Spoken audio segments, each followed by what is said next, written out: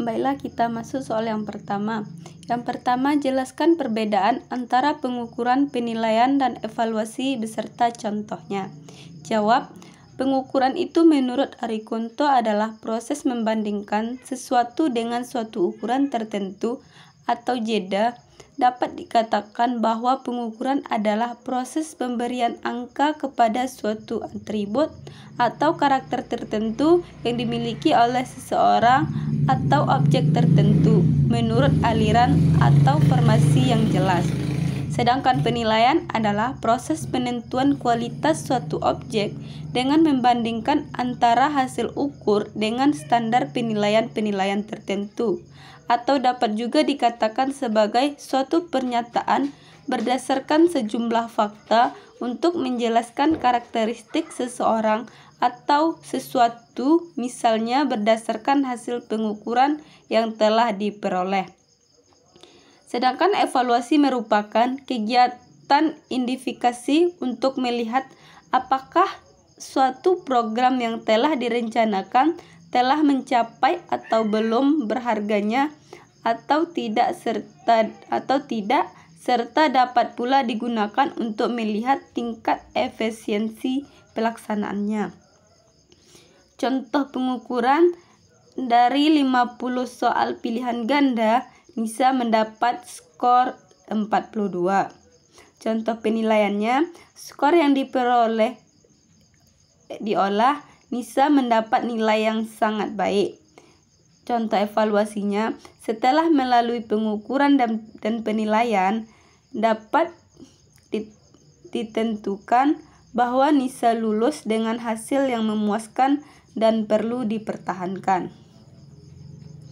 Selanjutnya soal nomor 2, jelaskan perbedaan penilaian ranah kognitif, penilaian ranah efektif, dan penilaian ranah psikomotor beserta contohnya.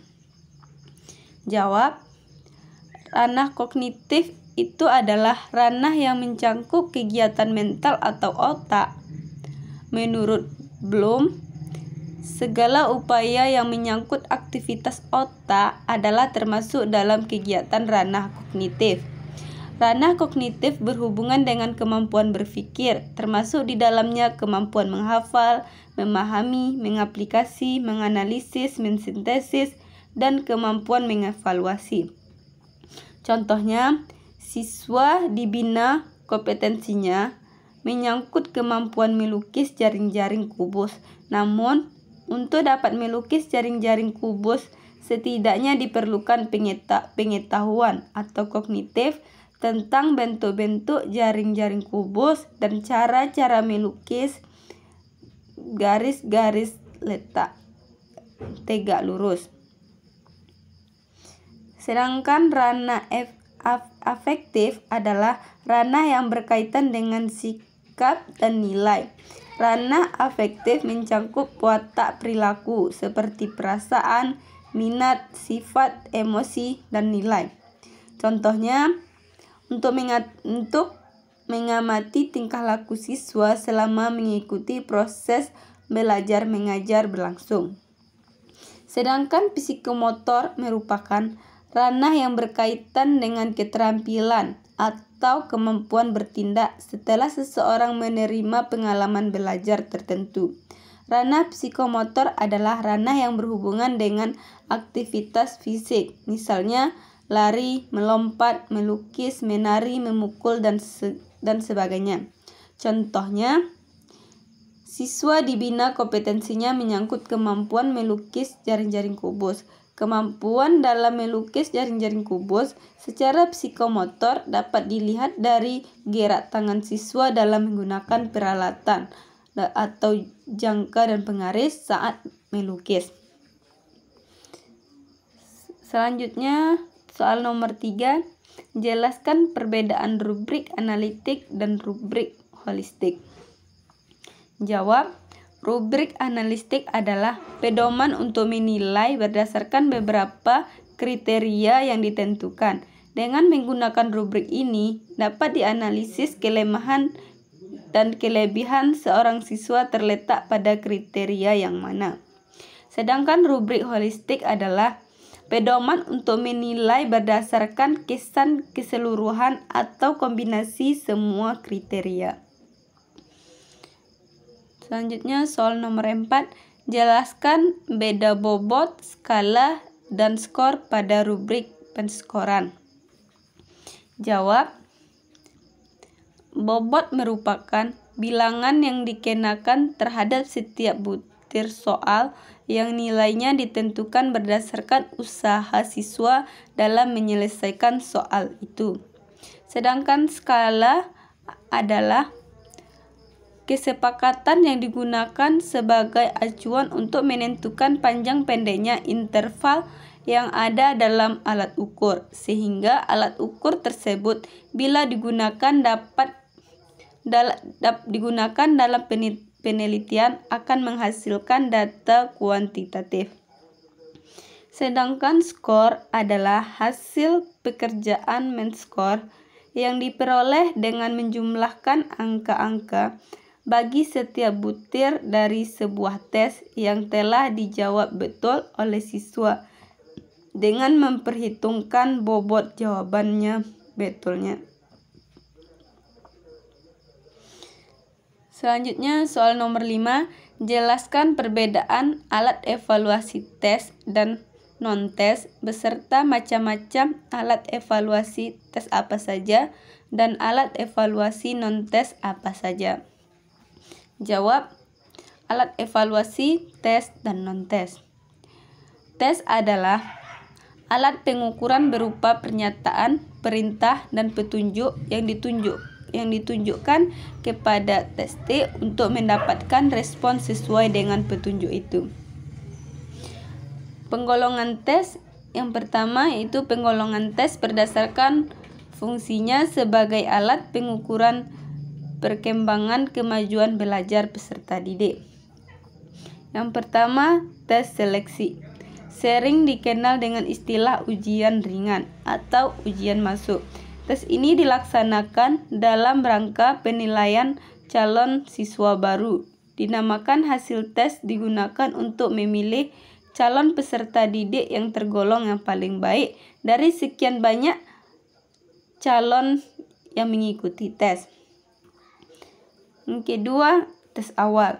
Tes ini dilaksanakan dengan tujuan untuk mengetahui sejauh mana materi atau bahan pelajaran yang akan diajarkan telah dapat dikuasai oleh para peserta didik. Selanjutnya, tes akhir. Dilaksanakan dengan tujuan untuk mengetahui apakah semua materi pelajaran yang tergolong penting sudah dapat dikuasai dengan sebaik-baiknya oleh para peserta didik. Selanjutnya, tes diagnostik dilaksanakan untuk menentukan secara tepat jenis kesukaran yang dihadapi oleh peserta didik dalam suatu mata pelajaran tertentu. Selanjutnya, tes formatif adalah tes hasil belajar yang bertujuan untuk mengetahui sudah sejauh mana peserta didik. Yang terakhir, tes sumatif dilaksanakan setelah sekumpulan satuan program pengajaran selesai diberikan. Lanjut bagian nomor 2 yaitu penggolongan tes berdasarkan aspek psikis yang ingin diungkapkan. Yang pertama, tes inteligensi, yaitu untuk mengungkapkan atau mengetahui tingkat kecerdasan seseorang. Yang kedua, tes kemampuan untuk mengungkapkan kemampuan dasar atau bakat khusus yang dimiliki. Yang ketiga, tes sikap untuk mengungkapkan predisposisi. Yang keempat, tes kepribadian, yaitu untuk mengungkapkan ciri-ciri khas seseorang. Yang terakhir, tes hasil belajar, yaitu untuk mengungkapkan tingkat pencapaian atau prestasi belajar. Lanjut yang C, bagian C yaitu ditinjau dari cara pengajuan pernyataan dan cara memberikan jawaban, yaitu tes tulis dan tes lisan. Selanjutnya kita masuk non-tesnya. Non-tes adalah cara penilaian hasil belajar siswa atau peserta didik yang dilakukan tanpa menguji peserta didik, tetapi dengan melakukan pengamatan secara sistematis.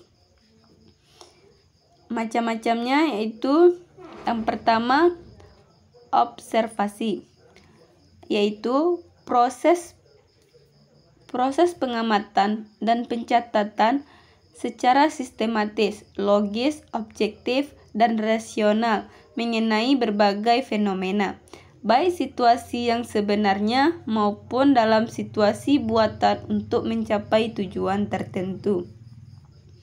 Yang kedua, wawancara. Wawancara adalah salah satu bentuk alat evaluasi jenis non-tes yang dilakukan melalui percakapan dan tanya jawab. Yang ketiga, skala sikap merupakan suatu kecenderungan tingkah laku untuk berbuat sesuatu dengan cara, metode, teknik, dan pola tertentu. Yang keempat, angket, termasuk alat untuk mengumpulkan dan mencatat data atau informasi. Yang terakhir, pemeriksa dokumen, evaluasi mengenali kemajuan, perkembangan, atau alat keberhasilan belajar peserta didik. Selanjutnya soal nomor 6, jelaskan apa saja ciri-ciri tes yang baik. Jawab. Yang pertama, validitas. Validitas, ketepatan, kebenaran, dan keabsahan. Validitas isi adalah ukuran yang menunjukkan sejauh mana skor dalam tes yang berhubungan dengan penguasaan peserta tes dalam bidang studi yang diuji melalui perangkat tes tersebut. Yang kedua, reliabilitas, artinya dapat dipercaya. Tes yang reliable jika memberikan hasil yang tetap apabila diteskan berkali-kali. Yang ketiga, objektivitas, berarti tidak adanya unsur pribadi yang mempengaruhinya, bukan subjektif. Yang keempat, praktibilitas, sebuah tes yang dapat dimiliki praktibilitas yang tinggi apabila tes tersebut bersifat praktis. Yang kelima, ekonomis. Pelaksanaan tes tersebut tidak membutuhkan ongkos atau biaya yang mahal, tenaga yang banyak, serta waktu yang lama. Selanjutnya, soal nomor 7. Jelaskan apa perbedaan kemampuan tingkat rendah dengan kemampuan tingkat tinggi. Jelaskan masing-masing kemampuan tingkat rendah terdiri atas kemampuan apa saja beserta indikatornya. Lalu kemampuan tingkat tinggi beserta indikatornya. Jawab. Yang pertama, kemampuan tingkat rendah, yaitu kemampuan berpikir tingkat rendah adalah kompetensi berpikir yang meliputi mengingat, menghafal, dan sedikit memahami.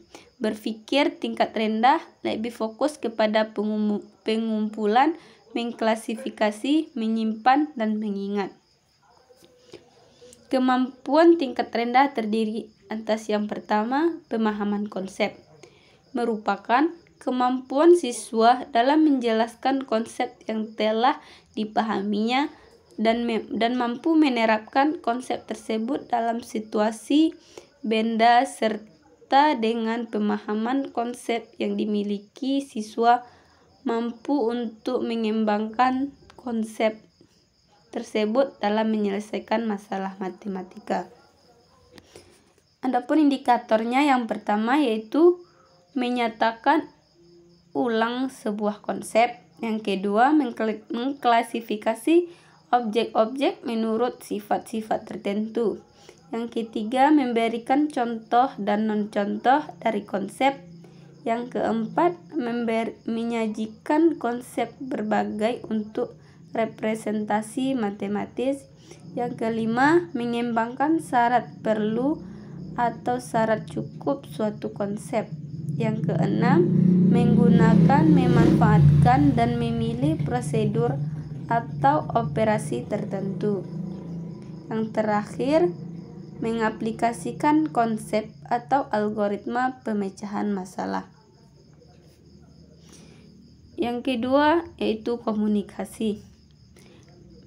Menurut Prayitno, komunikasi adalah salah satu cara siswa untuk menyatakan dan menafsirkan gagasan-gagasan matematika secara lisan maupun tulisan, baik dalam bentuk gambar, tabel, diagram, rumus, maupun demonstrasi.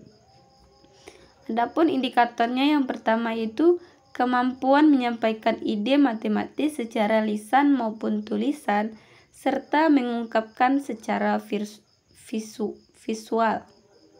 Yang kedua, kemampuan memahami dan mengevaluasi ide matematis secara lisan, tulisan, atau bentuk visual lainnya. Yang ketiga, kemampuan mengungkapkan istilah-istilah, notasi matematika, serta struktur dengan penyampaian idenya. Yang ketiga, penalaran matematis adalah penalaran tentang objek matematika yang diperlukan untuk menarik kesimpulan untuk membuat suatu pernyataan baru yang benar berdasarkan pada beberapa pernyataan yang kebenarannya telah dibuktikan atau diasumsikan sebelumnya. Indikatornya yang pertama yaitu mengajukan dugaan, melakukan manipulasi matematika, menarik kesimpulan, menyusun bukti, memberikan alasan atau bukti terhadap kebenaran solusi, menarik kesimpulan dan pernyataan, memeriksa kesahihan suatu argumen, dan yang terakhir menemukan pola atau sifat dari gejala matematika untuk membuat generalisasi.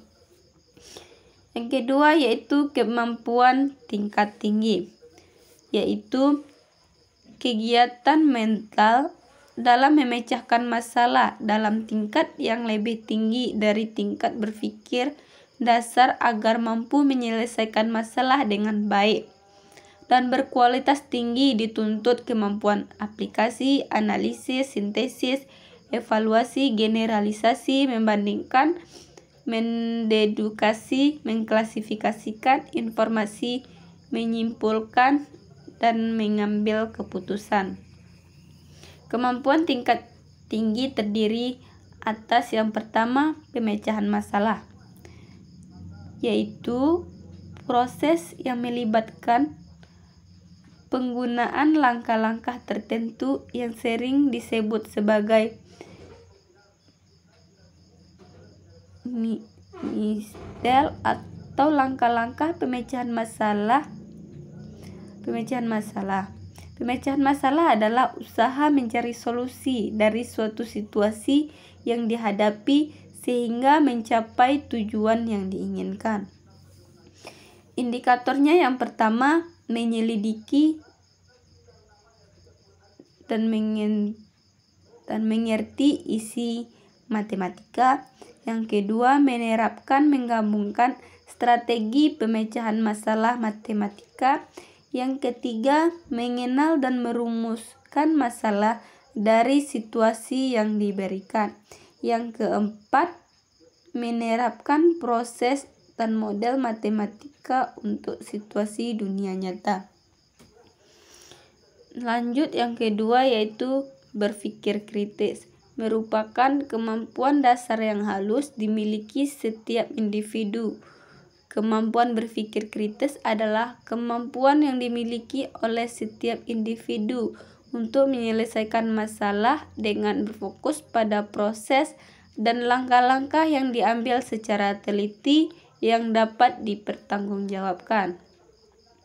Contohnya, indikatornya yang pertama, mengenal masalah, Yang kedua, menemukan cara-cara yang dapat dipakai untuk menangani masalah-masalah itu. Yang ketiga, mengumpulkan dan menyusun informasi yang diperlukan. Yang keempat, mengenal asumsi-asumsi dan nilai-nilai yang tidak dinyatakan. Yang kelima, memahami dan menggunakan bahasa yang tepat, yang jelas dan khas. Yang keenam, menganalisis data. Yang ketujuh, menilai fakta dan menganalisis pernyataan-pernyataan. Yang terakhir, mengenal adanya hubungan yang logis antara masalah-masalah. Yang keempat, berpikir kreatif. Menurut McGregor 2007, berpikir kreatif adalah berpikir yang mengarah pada pemerolehan wawasan baru, pendekatan baru, perspektif baru, atau cara baru dalam memahami sesuatu. Indikatornya exploring, inventing, costing, dan implementing. Yang keempat, literasi, yaitu kemampuan literasi matematis sangat penting karena matematis sangat erat kaitannya dengan kehidupan sehari-hari. Contohnya, yang pertama, merumuskan masalah nyata dalam pecahan masalah. Yang kedua, menggunakan matematika dalam pemecahan masalah. Yang ketiga, menafsirkan solusi dalam pemecahan masalah. Yang keempat, mengevaluasi solusi dalam pemecahan masalah. Sekian yang dapat saya sampaikan. Assalamualaikum warahmatullahi wabarakatuh.